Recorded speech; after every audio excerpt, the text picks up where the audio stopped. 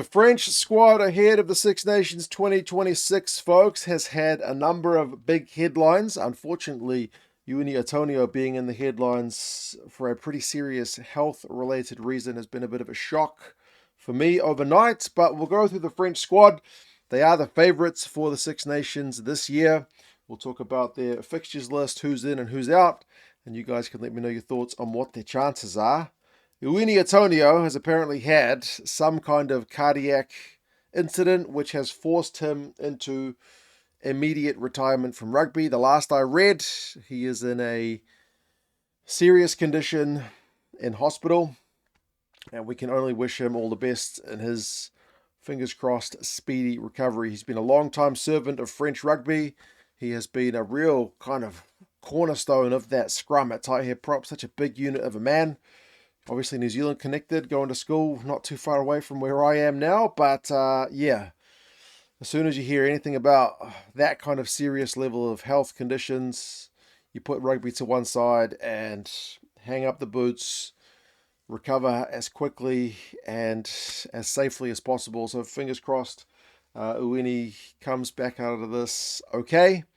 And I'm sure he is in a lot of people's thoughts at the moment. Georges-Henri Colombe has been called in to take his spot. It was a couple of days ago before I think the seriousness of Uini's incident actually came out. So, yeah, that's a big change for the French. And as I said, wish him all the best. Other guys who are out injured does mean Fabian has to do a bit of his depth building. Intermac is not available, which is kind of unfortunate because you feel like he needed more game time to recapture some of those, like remember that long-term injury that kept him out of the World Cup? It felt like I haven't seen him that much, but when I've seen him, he didn't quite look the same player. I felt like he needed to keep shaking off a bit of that rust, get up to that high top speed at international rugby, but he's back out injured, so Jalibert gets a crack. And a lot of French fans, to be fair, were saying Jalibert is the best 10 in the country anyway. So maybe Fabien Galtier's hand has been a little bit pushed there with Intermac's absence.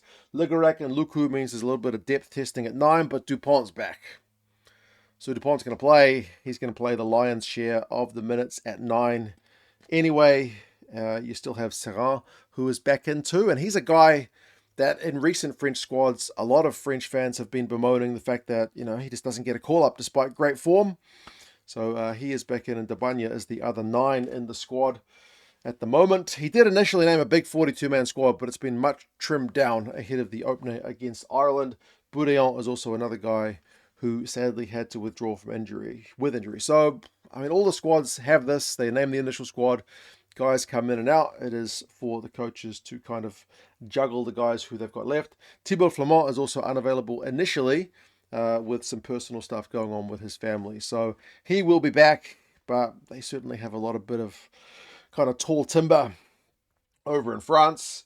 Some big names didn't make the squad, which was a little bit surprising. Some of the kind of veterans, late 20s, early 30 guys, the likes of Aldrit, Penaud, and Ficou, regular appearers for France in recent times, but it maybe does signal a little bit of a shift again, more to the youthful side.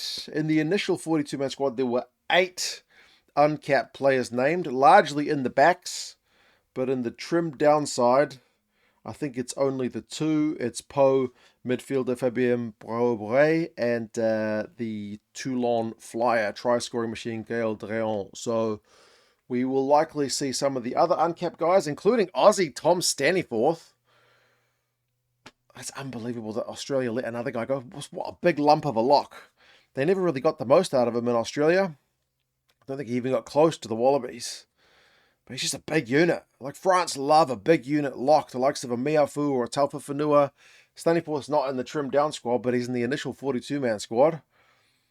Yeah, another miss for Aussie rugby. But yeah, I think as the course of the tournament goes on, you will see some of the other uncapped guys potentially getting a chance. And to be fair, to be fair, Aldrit, Penaud, and Ficou, Galtier didn't say the door is shut on any of these guys, so there's potential with injuries and form changes and whatnot for some of these veteran guys to come back in.